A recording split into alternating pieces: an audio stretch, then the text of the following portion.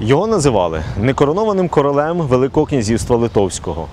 Не тільки багатством і політичною владою прославився він, але й мудрим керуванням в справах державного творення.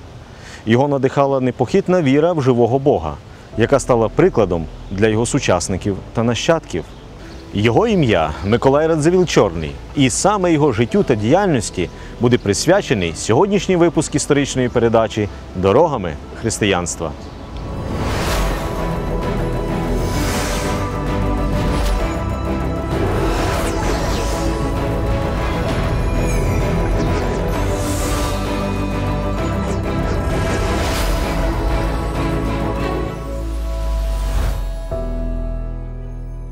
Вітаю вас в студії, ведучий Віталій Кривой. Сьогодні ми будемо вести розмову з Юрієм Олеговичем Бачище, кандидатом історичних наук, доцентом Європейського гуманітарного університету у місті Вільнюсі. Вітаю вас, Юрій Олегович. Вітаю вас. Радий бачити, але перед тим, як ми будемо торкатися деталей сьогоднішньої теми, ми знову будемо мати нагоду почути історичну довідку. Будьмо уважні.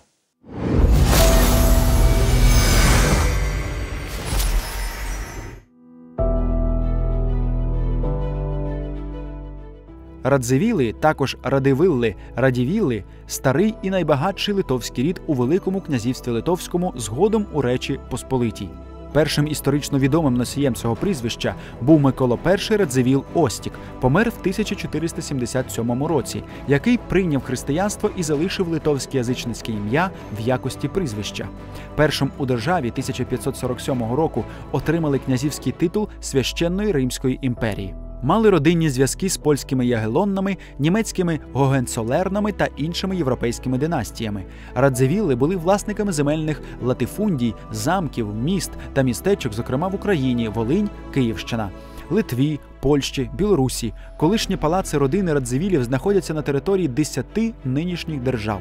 Представники родини часто займали найвищі урядові посади у Речі Посполитій. У 16-18 століттях Радзивіли користувалися привілеями удільних князів, мали надвірне військо близько 6 тисяч та власні фортеці.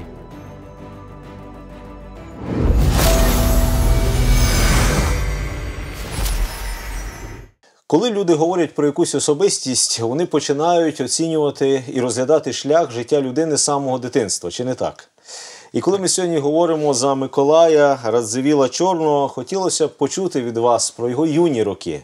Якими вони були? Що формувало цю особистість? Трэба адразу прыгадаць, што Мікалай Радзівіл-Чорны нарадзіўся ў слаўнай сям'і Радзівілаў, которые ўжо на той момант з'яўляліся вядомымі уплывовымі людзьмі ў Вялікім княстве Літоўскім. І непасрэдна тата Мікалая Радзівіла-Чорнага быў Ян Радзівіл Барадаты, который меў пэўны ўплыў на політику, проводимую в Великім княстві Литовським. А ким він був? Він якою особистістю був? Ягоны бацька быў троцкім кашталянам, і іх род належаў да гербу Трубы. Трэба сказаць, што ў свае юнацкія годы на Мікалая Радзівіла-Чорнага і ягонага роднага брата Яна выпалі пэўныя выпрабаванні, таму што калі Мікалаю Радзівілу-Чорнаму было ўсяго 7 год, ён страціў свайго тату і патрапіў на выхаванне да брата таты, славутага літоўскага гетмана Юрія Радзівіла Геркулеса. І там ён меў магчымасць выхоўвацца разам з таксама вядомымі ў гісторыі людзьмі, гэта Мікалаем Радзівілам Рудым і Барбарай Радзівіл, которые прыходзіліся Мікалаю Радзівілу-Чорнаму стрыечнымі братам і сястрой. Калі Мікалаю Радзівілу-Чорнаму было 14 гадоў, ён быў запрошаным самім манархам, кіраўніком Вялікага княства Літоўскага і кароны польскай да двара, для таго, чтобы ён разам са сваімі братамі склаў кампанію пры выхаванні будучага манарха. То бок ім быў Жыгімонт Аўгуст. И можно сказать, что уже в свои такие подлеткавыя годы Миколай Радзівіл Чорны пребываў при каралеўскім дваре і выхоўваўся разам з будучым вялікім князем і каралём, што натуральна зрабіла з іх таких сяброў дзяцінства. Ну, зрозуміло, що таке виховання, воно мало певні наслідки для його майбутнього, але якими нахилами він тоді відзначався? Ось до чого більше якби було видно, що ця дитина чи підліток, він має хист? Ну, біёграфы звычайна адзначаюць, што Мікалай Радзівіл Чорны вельмі цікавіўся рознымі навукамі, і таму уже калі дарос да пэўнага ўзросту, то ён вырашыў паступіць у кракаўскі універсітэт, каб навучацца. На жаль, яму кракаўскі універсітэт скончыць не атрымалася, бо ён быў вымушаны выехаць на вайну з маскоўскім княствам, которая ў гэты час адбывалася на ўсходніх межах Вялікае княства Літоўскага. Ви знаєте, в житті людини є, я знаю, моменти, які перевертають її світогляд, її життя. Було таке і в нашого героя, що щось сталося, коли світогляд його змінився? Трэба сказаць, што менавіта ўдзел вось у гэтай вайне у такія досыць раннія свае годы. А скільки йому було років десь тоді приблизно? Гэта быў 1534 год, то бок 19 год. Значыць, вот удзел у гэтай вайне проста паказаў для яго ўсе жахі вайны.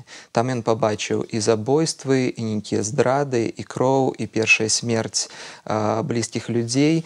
І, ў прынцыпе, гэта падштурхнула яго да таго, што ў далейшым сваім жыцці, уже будучы уплывовай асобай, дыпламатам, кіраўніком, ён імкнуўся вырашыць усялякія дзяржаўныя справы мірам і згодай, шляхам дыпламатыі, наколькі гэта было магчыма. І толькі ўжо в апошні момант, калі не заставалася іншых сродкаў, тады ўжо выкарыстоўваць зброю.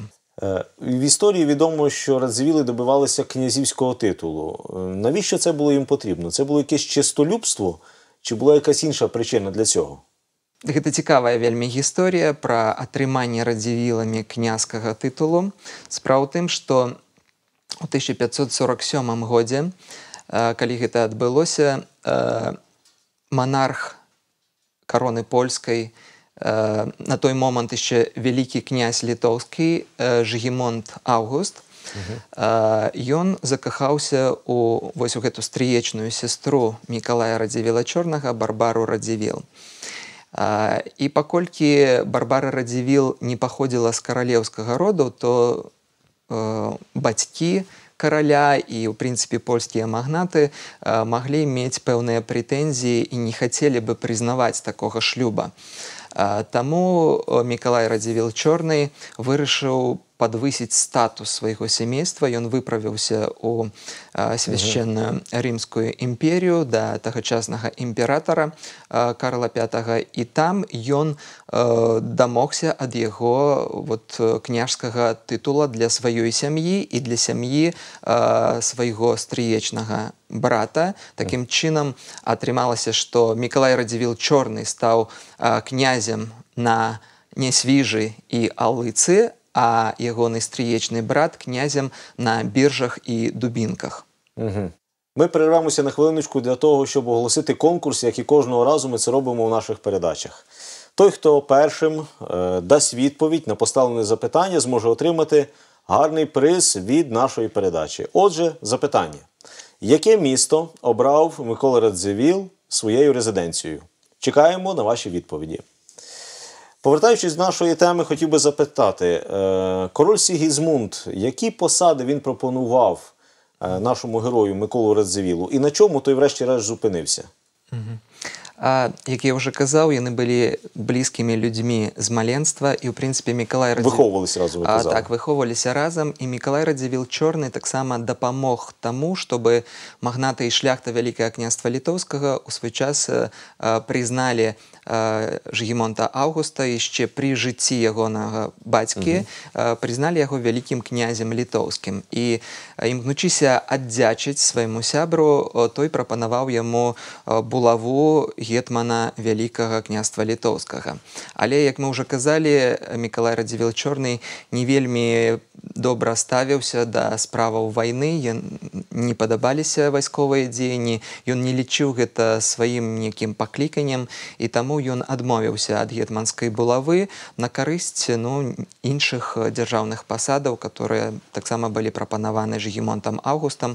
Ён стаў маршалкам Вялікага княства Літоўскага, а крыху пазней таксама канцлерам і яшчэ пазней віленскім ваяводай. То бок засяродзіў, можна сказаць, у сваіх руках усе найвышэйшыя дзяржаўныя пасады, і ў час адсутнасці самога Жыгімонта Аўгуста ў дзяржаве, па сутнасці, ўся ўлада ў гэты момант належала Мікалаю Радзівілу Чорнаму. Тобто він був другою особою у державі, я розумію, да? Пасля караля, так, і вялікага князя. І таму многія гісторыкі называюць яго яшчэ такім тытулам «некаранаваны король Великого княства Литовського». Великого князівства, да.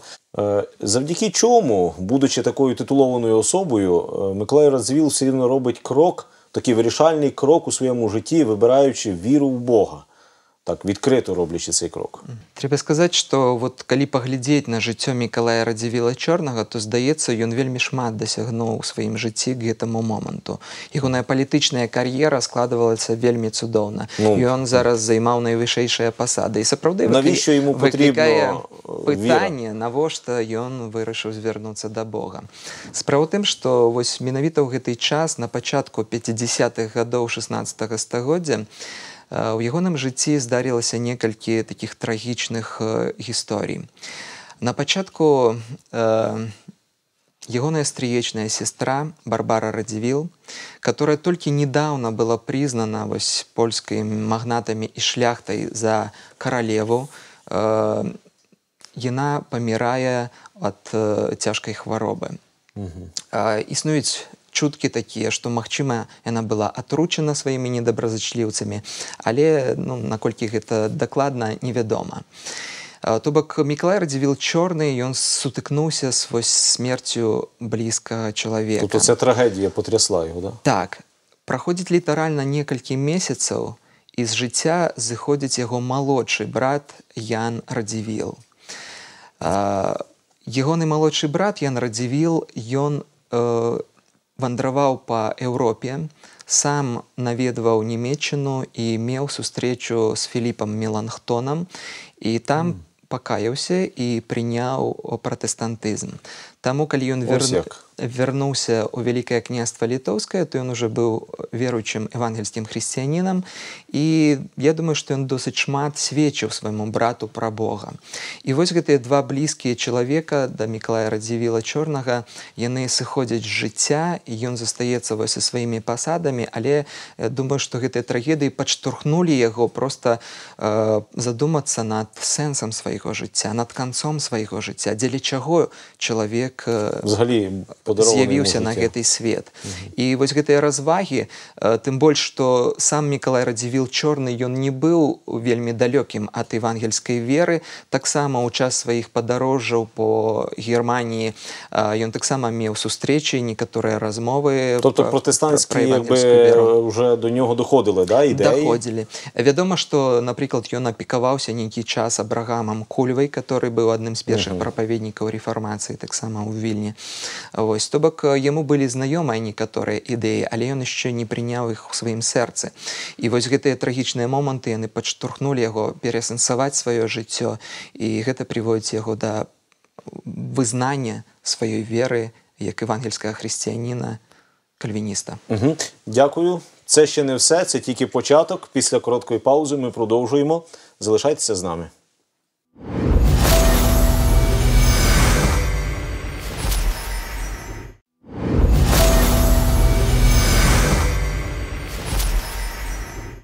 Ми продовжуємо історичну програму «Дорогами християнства». І в центрі нашої уваги сьогодні постать Миколая Радзивіла Чорного, відомого прихильника протестантських ідеалів у Великому князівстві Литовському. З нами в студії Юрій Бачищий, кандидат історичних наук. Якщо у вас є запитання, або ви бажаєте поділитися своїми думками з приводу цієї теми, напишіть нам на електронну адресу dorogami@hope.ua. Для того, щоб особисто глибоко знати і вивчати Святе Письмо, радимо вам пройти серію біблійних уроків вірою. Їх можна замовити, зателефонувавши за номером гарячої лінії 0800 30 20 20.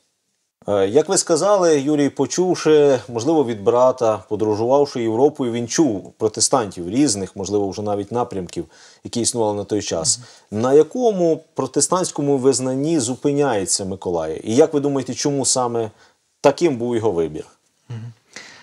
Миколай Радзівіл Чорны спыніўся на кальвінізме. Такі выбар быў абумоўлены, я думаю, тым, што на яго асобу звярталі увагу самі лідары кальвінізма. Наприклад, на нього особисто, да, маєте на увазі? І на яго асабіста у тым ліку.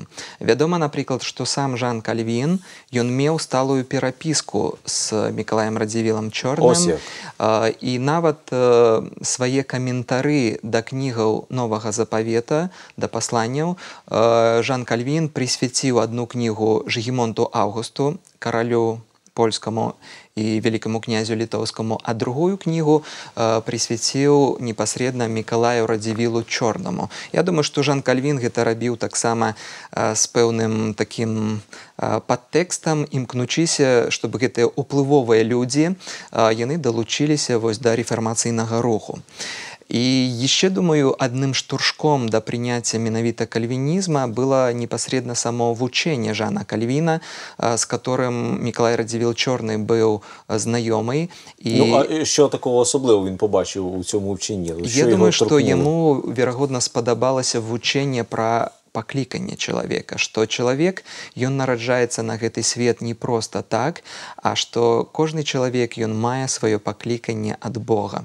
І вось гэта прымусіла самога Мікалая Радзівіла Чорнага разважаць, дзеля чаго Бог стварыў яго на гэтую зямлю і што ён яшчэ мае зрабіць за астаўшыеся вось гэтыя 12 год свайго жыцця. Ну, він не знав скільки, але життя було попереду, і він думав над цим. Так. Він робив якесь різке протиставлення між протестантськими віровизнаннями? Якось розділяв їх? Ну, у сваім жыцці ён заўсёды заставаўся такім дастаткова строгім прыхільнікам кальвінізма.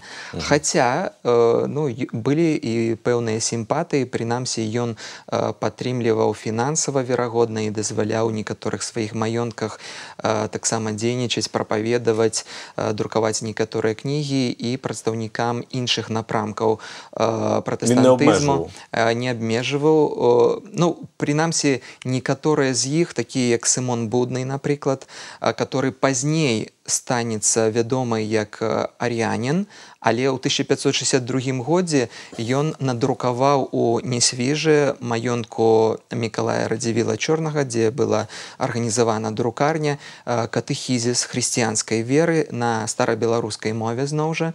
І ў той час Сымон Будны, ён яшчэ не з'яўляўся арыянінам, ён яшчэ, ну, прытрымліваўся такіх досыць традыцыйных пратэстанцкіх поглядаў, верыў у Троіцу, што адлюстравана ў самім тэксце катэхізіса. Пазней крышачку ён становіцца вось прыхільнікам арыянскіх ідэяў. Таму, ну, як бы на дынаміку веры гэтых людзей, ну, таксама трэба звяртаць увагу.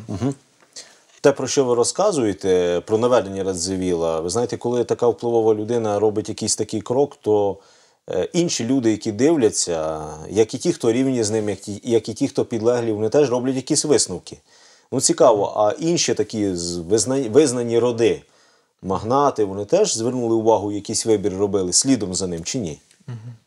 Ну, гэта агульнавядома, што услед за Мікалаем Радзівілам Чорным евангельскую веру прымаюць вялікая колькасць магнацкіх і шляхетных радоў Вялікага княства Літоўскага, у тым ліку і некаторыя сваякі Мікалая Радзівіла Чорнага, як, напрыклад, вот ягоны брат Мікалай Радзівіл Руды, з которым яны таксама з маленства выхоўваліся пры двары караля. Ён таксама становіцца паслядоўнікам кальвінізма. Сярод такіх родаў, которые ўслед за Мікалаем Радзівілам Чорным пайшлі па шляху рэфармацыі, можна назваць Кішгайлаў, Пацаў, Вішнявецкіх, Агінскіх, Глябовічаў, ну і шэраг іншых таких вядомых великокняжских Юрій, ви думаєте, що це була просто данина моді? Чи це теж було, що історія свідчить, чи це теж було переживання, як і у нашого героя, про якого ми говоримо, досвід пережити і навернення? Що це було? Адносно многіх з пералічених мною уже родаў можна сказаць, што для многіх гэта было шчырым навяртаннем. Напрыклад, мы, гісторыкі, маем дакументы, тэстамент завяшчання, да, Яна Глебовича, который быў мінскім кашталянам. Мы маем завяшчанне і некаторыя іншыя дакументы Астафія Валовича, которые паказваюць шчырасць іх веры, якіх каштоўнасцяў у сваім жыцці яны трымаліся, чым для іх з'яўляўся Ісус Христос і сама Біблія. Тобто те, що вони передавали якби нащадкам, да, ви маєте на увазі, так. Там записано? Так, для многіх это было шчырым навяртаннем. Хаця, конечно, я не выключаю, што некаторыя маглі пайсці і ўслед за такой модай, што ли, паколькі кіраўнік дзяржавы, як це в Римській імперії. Амаль кіраўнік дзяржавы, да, вот ён стаў схіляцца да гэтай новай веры, то некаторыя маглі просто пайсці ўслед за ім за нейкіх іншых выгодаў. Хаця, ну, як я кажу, многія вот досить щиро. Да. Ми коротеньку паузу ще зробимо для того, щоб почути нашого експерта, якому було задано наступне запитання. Чи були у Миколая Радзивіла ідейні противники? І як вони намагалися нівелювати його вплив? Запрошую вас бути уважними до коментаря.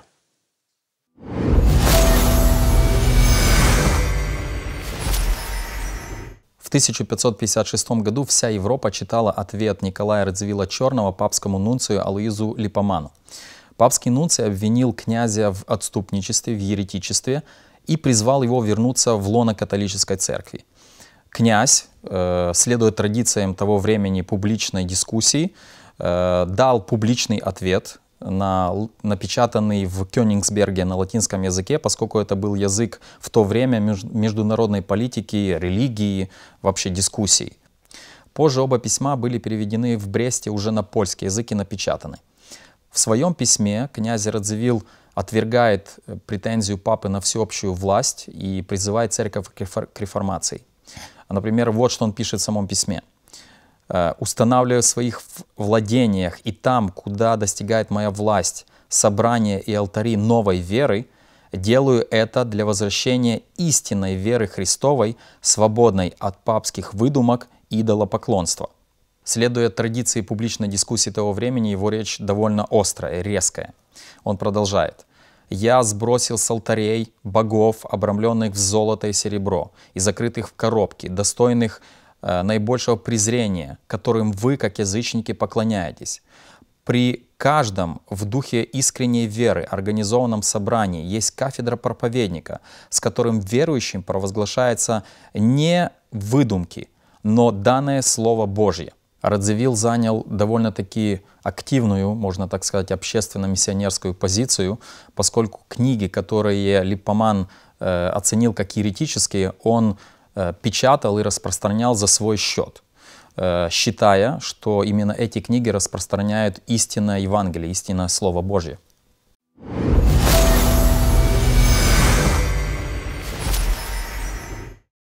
Як ви думаєте, чому для Миколая Радзивіла було таким важливим питання мови, якою служіння відбувалося, богослужіння? Чому він так за це вболівав?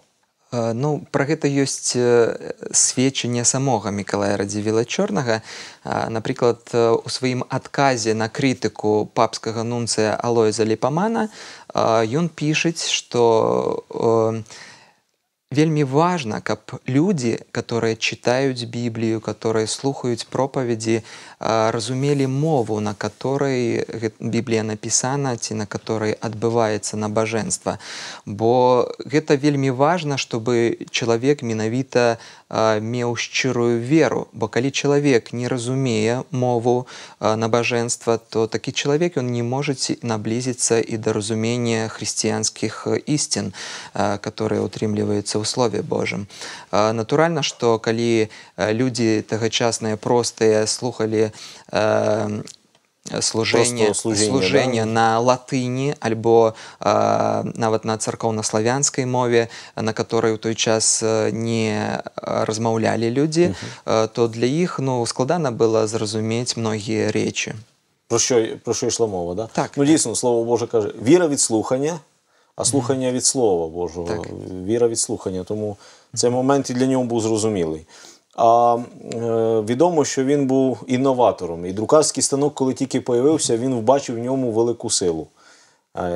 Яка ідея або що рухало особливо Миколаєм, коли він захотів започаткувати друкарську справу?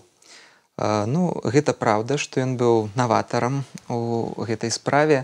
Цікава, што у год свайго пакаяння, 1553 год, у гэтым жа годзе ён засноўвае першыя евангельскія зборы у сваіх уладаннях у Вільні і у Бресце, бо на той час ён з'яўляўся таксама брэсцкім старостам.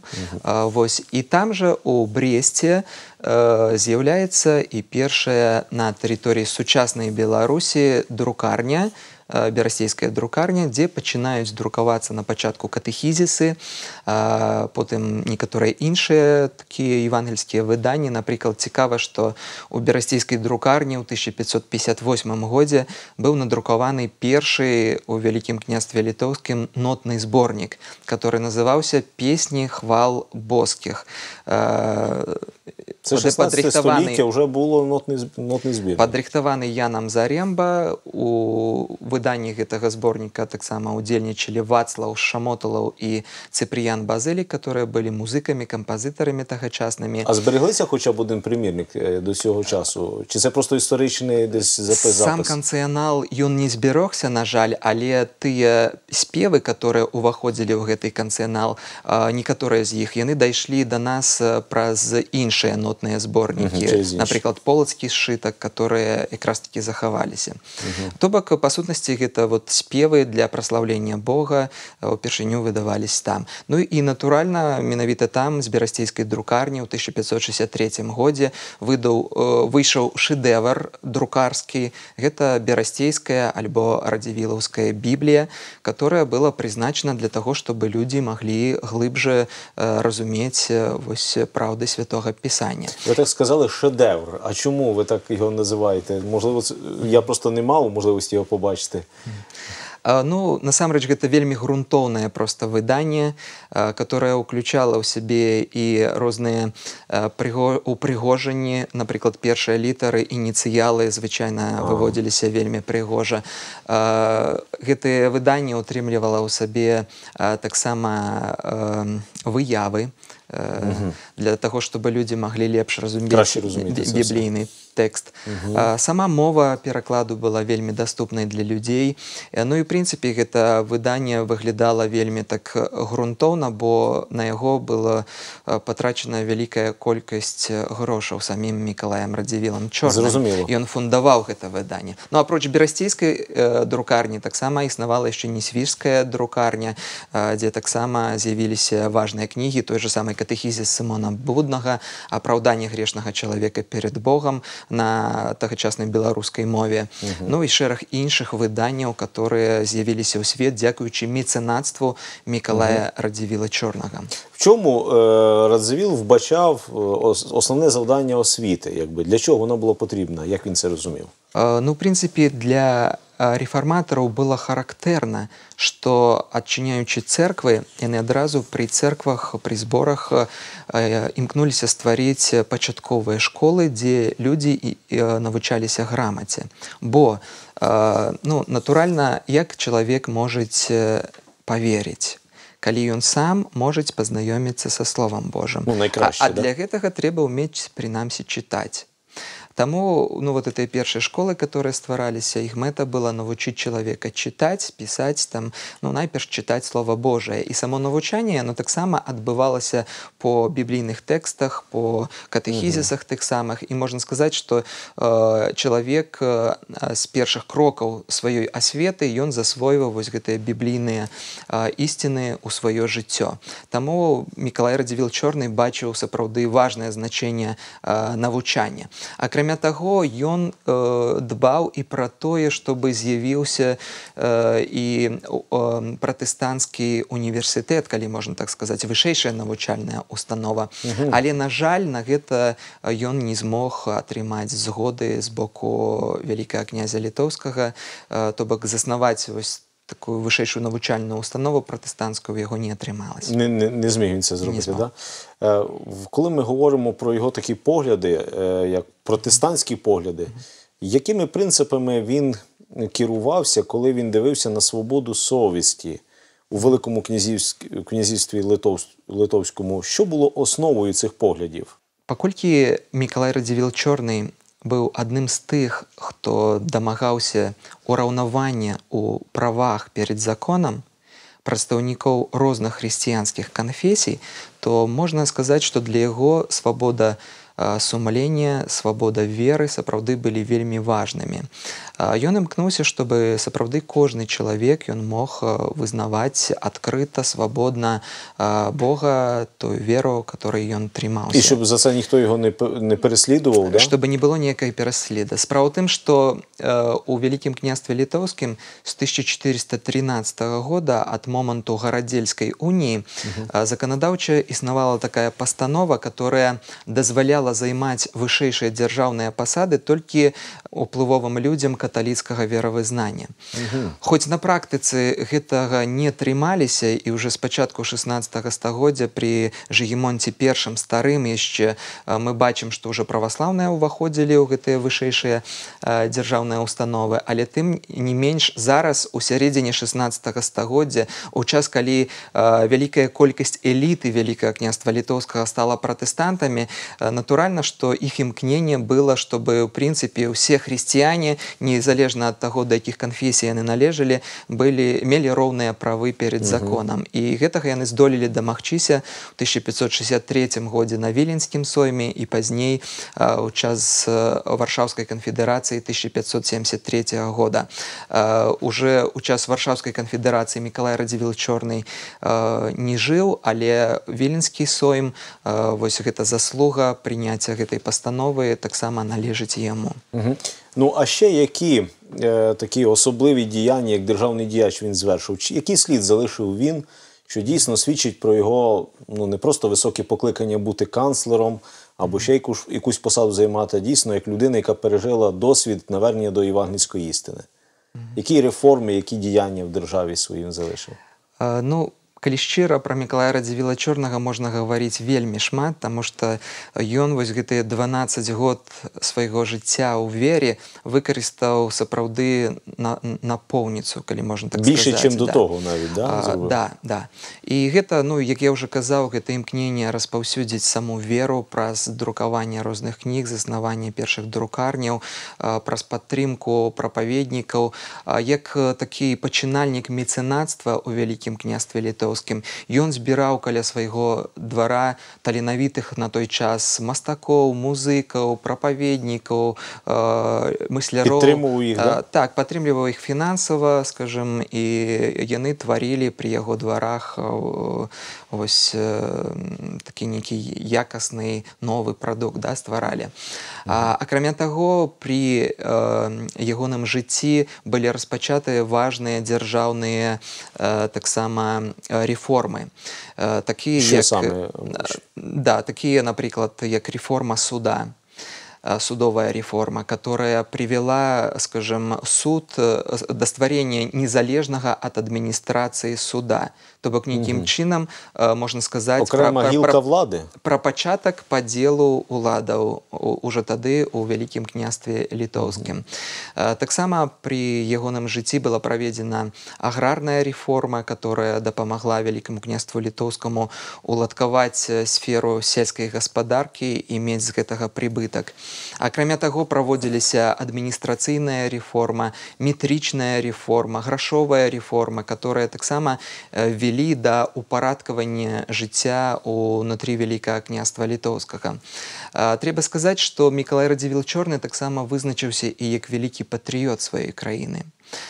Справа ў тым, што ў той час існавала такая пэўная пагроза, бо Вялікае княства Літоўскае знаходзілася ў стане вайны з маскоўскім княствам, і у 1558 годзе пачалася інфлянская вайна, і ў прынцыпе частка тэрыторыі Вялікага княства Літоўскага была занята маскоўскім войскам. І вось у такія складаныя умовы прадстаўнікі польскага народа яны імкнуліся выкарыстаць гэта для таго, чтобы далучыць Вялікае княства Літоўскае да такой больш шчыльнай уніі з каронай польскай. Але да канца свайго жыцця Мікалай Радзівіл Чорны заставаўся такім яскравым праціўнікам больш цеснай уніі з Польшчай, адстойваў незалежнасць Вялікага княства Літоўскага. У прынцыпе, некаторыя даследчыкі звязваюць і прыняцце ім пратэстантызма таксама адным са стымулаў, которые яго кіравалі, то, што пратэстанцкая вера, яна не была звязана з Польшай каталіцкай, не была звязана з праваслаўнай маскоўскай дзяржавай. Вось таму ён імкнуўся мець сваю такую, што ли, щось своє, да? Дякую, Юрій Олегович, вам за те, що ви відкрили сторінки життя, вельми цікаві. Життя тієї людини, яка пережила сама щось в своєму житті, спілкуючись з Словом Господнім, відкриваючи Бога завдяки цьому, і яка й іншим пропонувала піти також цим шляхом. Для нас вони були дуже повчальними. Дякую вам. Дякую. Миколай Радзивіл Чорний був дійсно непересічною особистістю. Чи не вперше в історії Великого князівства Литовського з'явилася людина, що наділена великою владою, вирішувала державні справи не силою, а згодою, не зброєю, а словом, не війною, а миром. І все це завдяки тому, що Біблія, Боже Слово, була для нього найвищим авторитетом. Він усе зробив для того, щоб своїм життям прославити Бога і принести користь людям. Дорогі друзі, кожна людина покликана до щасливого, повноцінного життя у пізнанні Бога та послухові Його волі. Бажаю і вам миру, злагоди і щастя, і великого благословення від Господа для ваших родин. З вами був Віталій Кривой. До наступних зустрічей.